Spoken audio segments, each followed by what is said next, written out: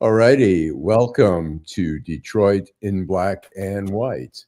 And we've got Jim Nardone from Trenton, the former police chief there. And we've got Vanessa Moss, an attorney, who hopefully we'll see sooner than later on the 36th District Court bench. Uh, Or a and bench somewhere in the yeah, city well, of one Wayne of the County. benches. Hey, good Uh, evening. Or so, a anyways, park bench, maybe. yeah, we're going to talk. We're going to talk a Whatever. little bit about the weekend, the That's where I want Thanksgiving to be. Sorry. Thanksgiving parade and everything, sort of some normality amidst a kind of crazy year. And Jim, I'll turn to you first, and anything on your mind. I guess we'll start with that, and then we. Well, I think everybody's got their little Thanksgiving hangover, so I hope everybody's feeling okay. I hope they had a nice Thanksgiving. And I was just thinking, I read a couple of days ago, there was an article, I guess an editorial in the Free Press by Dana Nessel, the current Attorney General in Michigan.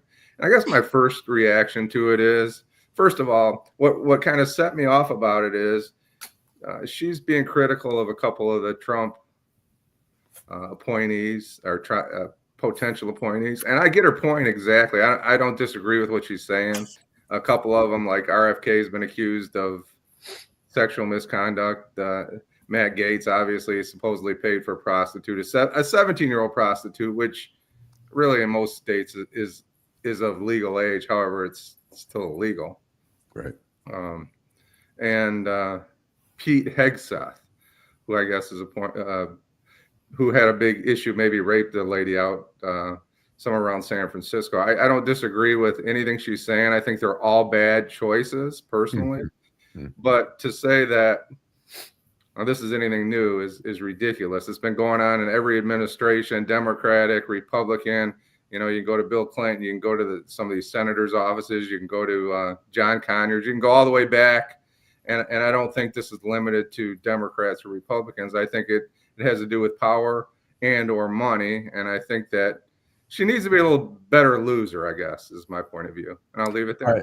I get your point, but I just want to counterpoint a little bit. I think, yes, I mean, look, the allegations have been, through different administrations, stuff like that. But I think here it's a little bit more concentrated. I mean, you have the president himself, who's now everybody's like, suddenly he's sanitized, all the criminal charges are vanishing. All the allegations are suddenly like he's totally legitimate. He's bringing in these people who are not only have sexual allegations, which normally the FBI would have done background checks, and in a normal administration, these people wouldn't even have reached the point where they would have gotten the appointments. But not only that, I mean, what exacerbates the whole thing is that none of them are really qualified for their positions. But I think she's got a point. I think it's a little bit more concentrated in this administration than previous ones. It's like, yeah, Bill Clinton, there were allegations there, and not to ignore those allegations. But I think here there seems to be a very cavalier attitude about that. Like, who cares? It's a lie. Doesn't matter. So I don't know. I see your point, but I kind of feel there's a little bit of a distinction there. Vanessa? So, what are you asking me? First of all, I want to tell everybody that's watching Detroit in Black and White, good evening. Thank you for watching. Like, subscribe, and share. You can catch us tomorrow morning live at 11 o'clock in the morning. 10 o'clock. Sorry, 10 o'clock in the morning to 11 o'clock. And happy Thanksgiving weekend. I was supposed to go out tonight. There's a lot of black ice, so I'm in the house. I'm at home. So I'm not going to talk about Dana Nessel. I'm not going to talk about her wanting to change the flag and her being critical of the people that the president-elect is nominating. What I am going to talk about is I talked to a couple of people today, and there's a concern. I wasn't aware of it, and maybe you are aware of it, Allan, that people I understand that go and pay their property taxes. They may be behind in their property taxes here in the city of Detroit. Mm-hmm. And they go to pay their property taxes, and of course the water let's see, water, sewage, what's the other part of it? That's all attached to their bill. And so you may have enough money to pay for your back taxes, but you don't have enough money to pay for your water bill. And there's a potential for them to be able to take your property. That is happening, and that's happening with older people. And I understand that this went before the city council. They had several meetings about that, and people can show up. This sounds like the same thing that's happening with the whole court town thing and saving the bricks. And so that's going to be a problem. That is a problem because I'm hearing rumblings of that. Have you heard anything about that, Allan? I haven't, not lately. I have not. I mean, I know there obviously the water has been an issue, and foreclosures on homes for back taxes have been an issue. I think we've run a bunch of commercials for people to go to the treasurer and try to work out payment arrangements, but I didn't realize, look, that money's tight for a lot of people, and some water bills are expensive, and the back taxes are expensive, and so I mean, hopefully we can find ways. I mean, particularly you don't want to push people out of their homes. Yeah, but I mean, if you pay your property taxes and you got enough money to pay your property taxes, and Jim, I don't know what your take is on it. You have enough money to pay your property taxes. You get there and say, hey, I can pay that, but I can't pay this. You're still in a position of potentially losing your property for water? Are you kidding me? Well, I don't know about the water, but I can just share my personal experience with you. That's tragic if that's the case, for sure. Right. But my dad in his later years, he's an old Italian guy, right? And he wouldn't let anybody tell him what to do. Well, he decided that he didn't decide, he was having some challenges, and he quit paying his taxes. And I would like to commend the Wayne County Treasurer's Office. They worked with me. It cost me a little extra money, but they were very good. I cannot knock the Wayne County Treasurer's Office. I had some success with them, and they were flexible, and I have no complaints there. But I do see the threat there to take someone's house or for water or unpaid taxes. We need to work with the people that are struggling, for sure. Yeah, and I think from what I understand, that there are people that were pretty surprised they get down there to pay the property taxes, don't have enough to pay the water. I'm like, why are they sticking the water bill on the property taxes? I understand, because in law school we learned that the water runs with the property. But why have a Detroit Water and Sewage Department if you're going to take that bill because this person's behind and attach it to the property? Listen, clearly they couldn't pay the water bill. So you're telling them, look, you can pay your property taxes, you pay it, but if you don't pay that water bill, then you could still lose your home. If that is the case, that's a problem. Yeah, that's a whole problem. Yeah. Well, yeah, absolutely. I look into that. I didn't realize they were attaching that. I mean, it's like when you go for a license, you renew your license and you've got back tickets or whatever, and they won't let you renew your license until you pay your back tickets. I mean, maybe there's that concept there, but times are tough for some people, and it's like it's a lot of money. There's a lot of money, but when you're talking about water is one thing, then you have to pay sewage, and then you have to pay, what is that other, the runoff or whatever. That to me, if that in fact is happening, I understand that there was a senior citizen, somebody that I know ran into someone who was having an issue and was not aware that now they're taking that, if you have outstanding water issues, they put it on the property taxes. That just sounds very, very wrong. I think that's happened all along. When your taxes get rolled over to the county from whatever municipality it is, I think at some point they combine the water with the back taxes. Maybe one of our viewers has some insight into that and they could help us out there. But I know that's happened here in Trenton, where you end up not paying for whatever it is 2 years, and then it goes down to the county. You have to go to the county and pay. And for some reason, a lot of times they do put the water with that. So do they lose their property as a result? So they can pay the property taxes, but because they can't pay the water, they lose. Have they lost their property? That's what I'm talking about. That I don't know. I think they combine the charges, and you have to start at some point trying to make an effort. We shouldn't be putting anybody out for not paying their water or their taxes for not for 2 or 3 years. That's but crazy. Yeah, that's crazy. So I'd like to bring up another issue. Maybe, we played this video this morning, and if I can play this video, and my point being, the media. What I mean, Trump has demonized the media and made it sound like, particularly the liberal, radical media, whatever. And to me, as a journalist, this is very frustrating when I'm going to play this little. This is from the Jimmy Kimmel show. President-elect Trump, of course, has vowed to increase production of oil and natural gas. Do you support his choice of Jed Clampett to lead the Department of Energy? I don't know much about the guy. But what you've heard, do you support? What I've heard, I would support it. I think we need to get more domestic oil and gas here. More Texas tea, black gold. Yeah. How did you feel about Trump naming former drug manufacturer Walter White as the head of the Food and Drug Administration? Do you support that? I do support that, although I do not back any big farm agenda. I am all for JFK Jr. being in charge of some of our health-related FDA. You're a fan of JFK Jr. I am. Was this serious?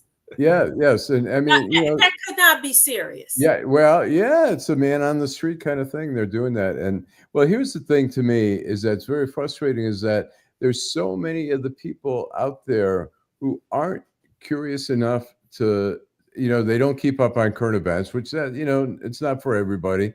But, the media is out there reporting on all these things, trying to keep people informed, and a lot of people don't seem to care about being informed. I don't know.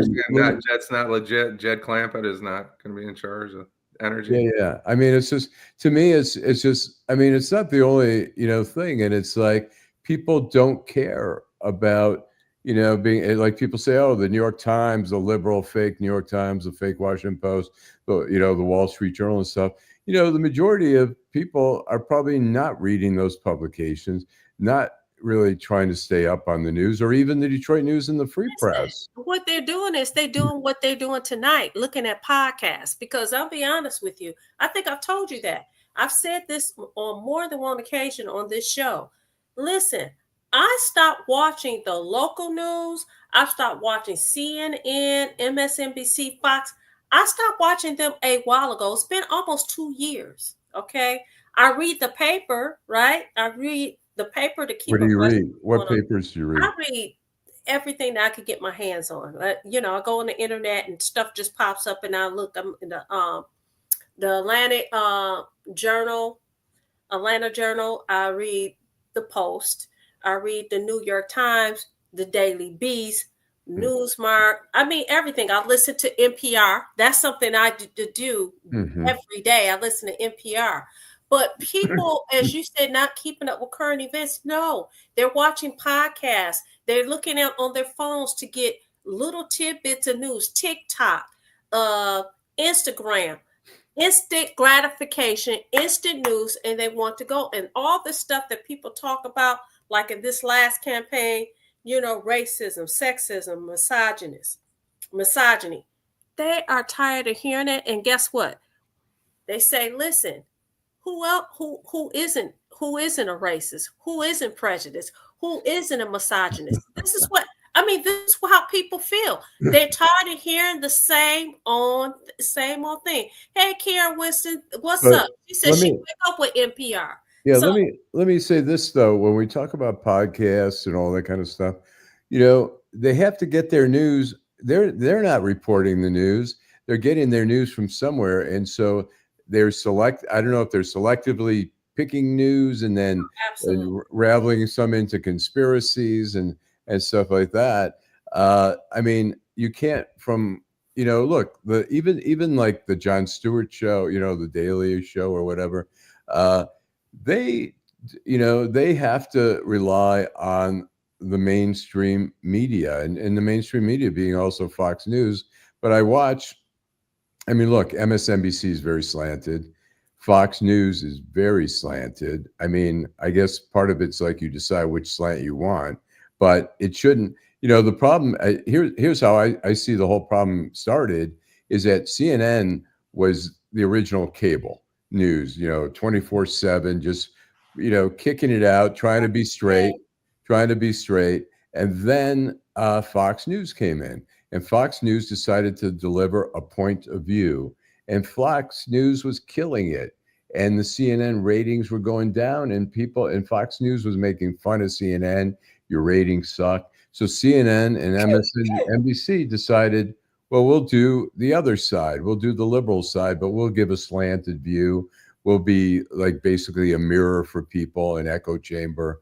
And that's how these cable things have created. And Fox News is apparently, I think whoever, Fox News, I think people right now, the MSNBC ratings are really low because people are just sick of listening to everything and sick of the hand-wringing by the Democrats, why they lost, and people analyzing and how do we redefine ourselves, Democrats in crisis.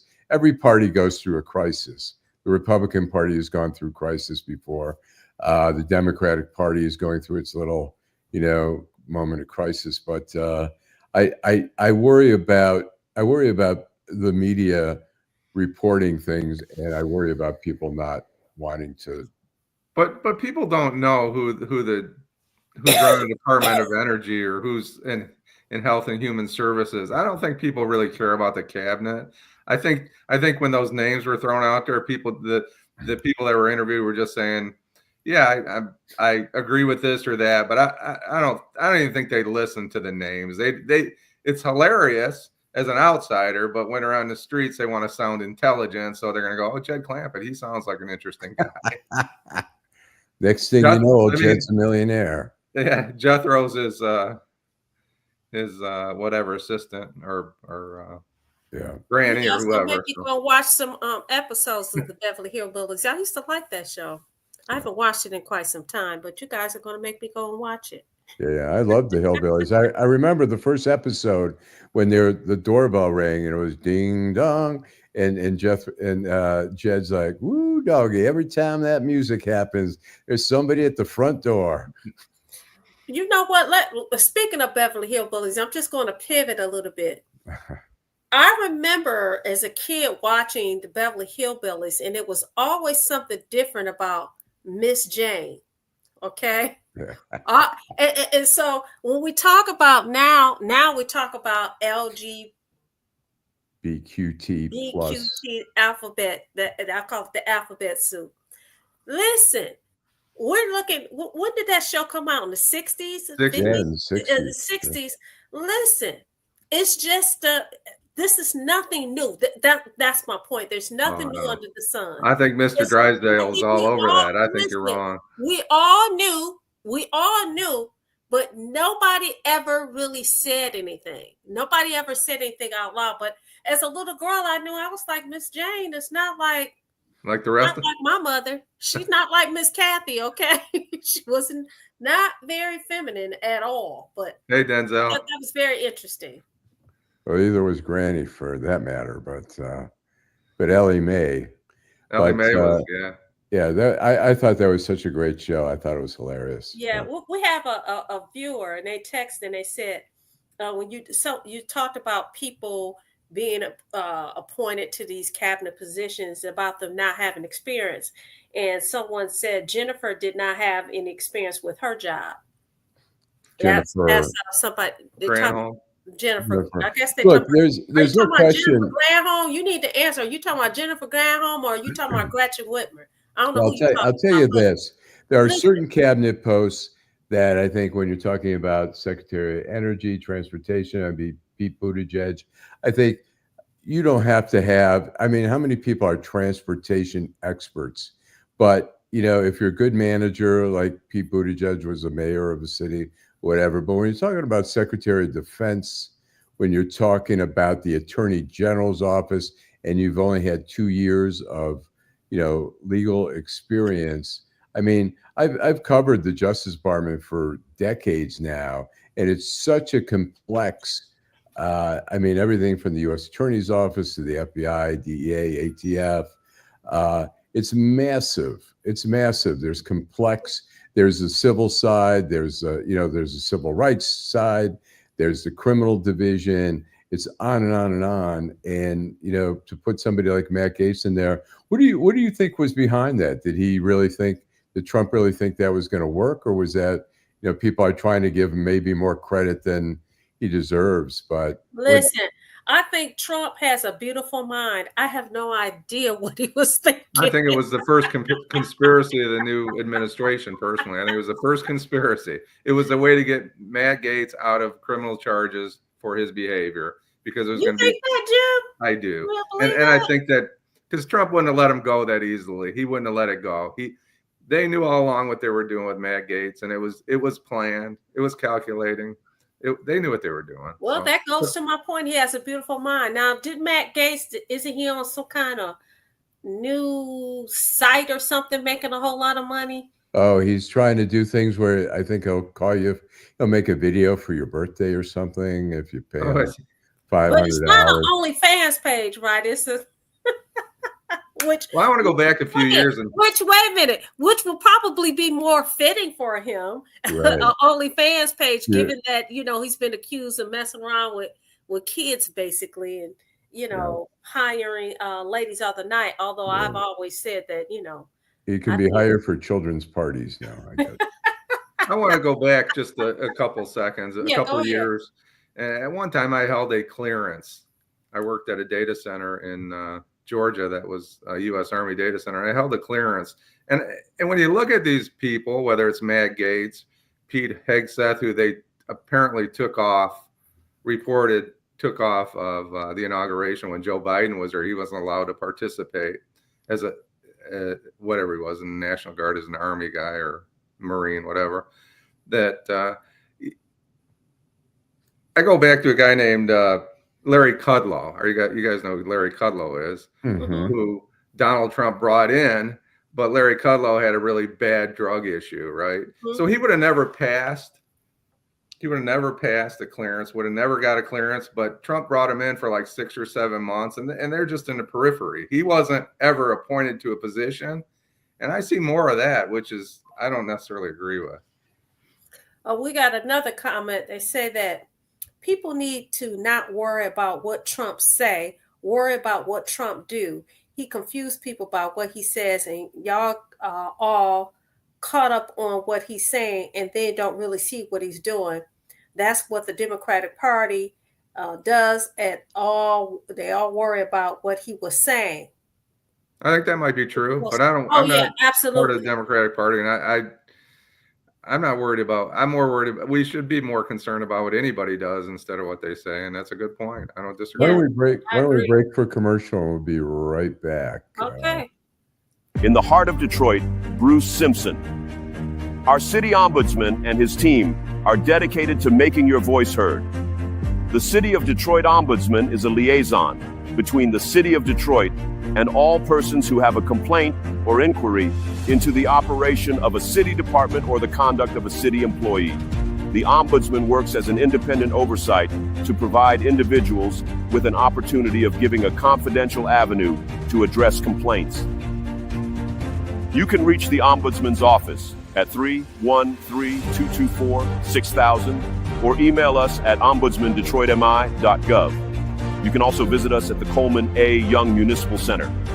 For more information, go to www.detroitmi.gov and type in Ombudsman. We are here to help. In Detroit, we are all one team.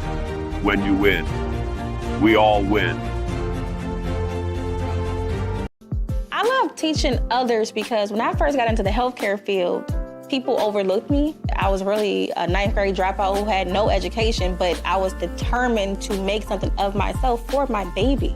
So Motor City matched the funds I put into my business. They awarded me $20,000. So now I'm able to focus solely on first step healthcare training and give it everything it needs. All because I live in Detroit. Hi, I'm Eric Sabri, your Wayne County Treasurer. If you're living in the home of a deceased family member and you're facing property tax foreclosure, the probate process can be helpful to you.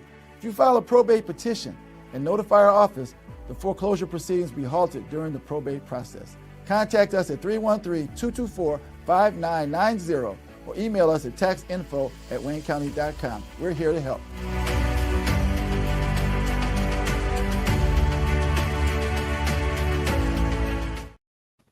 We're back, Detroit in Black and White, our Friday evening edition, with Allan Lengel, who is recuperating from a fall. I hope you're doing better, Allan. I'm doing okay. I've got the reason that people are wondering why I'm in an awkward position here. I've got a full leg brace on. I tore my quadricep tendon, and I had surgery on Monday, and it's you having surgery this coming Monday? No, I had it this. Oh, you had it this past Monday? Yeah, I had it, Okay. and I have a leg brace, and I am hopefully headed in the right direction. But it's I have to have the leg brace on for at least 2 months, if not 3 months. So. Wow. And we're also here with Jim Nardone, and we always have Lady T in the back. She's working this thing out. And of course, you have Vanessa Moss. Adolph is not here this evening, dropping F-bombs, talking about F this person, F that person, yada, yada, yada, scoop out the Scooby-Doo. But he will be back tomorrow morning. Listen, I'll do an Adolph imitation. Fuck that shit, man. Right. Let me ask you guys this. Did you guys hear that Mary Waters is talking about running for mayor, as well as I knew Coleman was going to run? Did you guys hear that? I didn't hear. Is Coleman running? That's what I heard today. Really? That he's talking about running. Mary Waters talking about running. Then you have Mary Sheffield that's running. This is going to be a crazy mayoral race. You're going to have 20 million people. Joe Tate. There's right. going to be quite a few people in there. I don't know if Coleman. To his credit, I mean, Adolph ran his campaign, and he made Duggan. Duggan ended up. He had to run. He actually had to run. Yeah, he had to run, and he had to do a debate with him and stuff like that. And Coleman's a very bright guy, but I'm not sure he can get elected. And Mary Waters is ditto for her, and I don't know about Mary Sheffield and Santil Jenkins. I think they're probably up there, but Joe Tate perhaps, and who knows who else, and Mr. Porter has. Yeah, he said Mary Waters need to go sit down somewhere. Yeah, I appreciate that. I appreciate his comment. Yeah, thanks for the comment. But we're going to have, it's going to be so many people putting their hat in the race. It's going to be absolutely crazy. But what's even crazier, if these people that are currently sitting on city council, if they're running for mayor, then of course we're going to have a whole lot of people running for city council. Right. I mean, I would like to see. Quite interesting. I'd like to see Coleman spend more time on the council. I'd like to see Mary Waters. These people get on the council and then they're just looking for the next, stepping stone. Where it'd be nice. But isn't that almost every office though? People run for the school board. They want to run for something else. That's why they all on the news talking about lame duck sections and people should be doing this. I thought you were sitting on the school board. What are we talking about here? Yeah, right. Shots fired. Yep, y'all right. Where's Adam Oley at? I'm just saying. Most of them do that. I mean, you say you want them to sit there a little longer to do what? Well, I think to make a name for themselves as having accomplishments that people can point to them and say, this is their accomplishments. This is that. I mean, I'm sorry, just putting in the time. I mean, I give Gretchen Whitmer credit. I thought she wasn't going to even stick around for a full term, and she's going to go, a full term for both. Wait a minute. Now, so Mary Waters, as well as Coleman, they both ran for state rep, and they both won. They both ran. So they have the experience. It's not as if these are two people who don't have the experience. And then when you talk about Mary, I'm just saying on both sides, when you talk about Mary Sheffield, how long has she been sitting on city council? We're talking about people who have a lot of experience. She's been there. Made names for themselves. She's been there a while. Names for themselves. No, she's been there a while. Coleman has not been there all that long, and neither is Mary Waters. But is it necessary though? Well, fine. You want? I mean, they're entitled to do whatever. They can use it as a stepping stone. But to me, the credibility is, I mean, as a voter, I'll decide based on, what they've done, what their accomplishments are. So y'all heard it on Detroit Black and White. He's not voting for those two people. No, I don't know. I like the idea of somebody younger. I don't know Mary. I know Coleman. I think Coleman's a very bright guy. I like that he's on console. He's an honest guy. I like that he's on console, but I'd like him to stay on console. We have fragrance of. I think that's a lady says that Mary Sheffield's time for her to have a seat in the mayor's chair. So we got somebody that's supporting Mary Sheffield is watching Detroit Black. That wouldn't surprise me if she was elected. Not at all. I mean, to me, one of the top criteria is not only being very capable, but also being a good manager. And I have to say, for whatever criticism people might have of Mike Duggan, I think that was one of his really strong suits, that he's a really strong manager. And so we'll see. Hey, thanks, Yolanda Woodley. Right. Oh, thanks. Yolanda. Yeah. All right. So is that a friend of yours, Allan? I worked with Yolanda both at the Detroit News and the Washington Post. Yolanda is amazing. She's just a great she reporter. Needs to be on the show and not just really comment. Yolanda, I'm so sorry you had to work with Allan. Yolanda, you know what? The Washington Post didn't always have all, there were some really good people, but not everyone was kind. And Yolanda was, one of the kind reporters there, and I really appreciated Yolanda there. And she was connected. Yolanda got connected with sources on her beats. She was a good reporter. And really an outstanding human being. So it's great to. Thanks for tuning in. Popping up. Right, it's time for us to go. Karen Whiston said, "Let her get in a race. Ready, set, mark, go." But it is time for us to go. It is after 9 o'clock. We'll be back tomorrow morning at 10 o'clock. Detroit in Black and White. Peace out.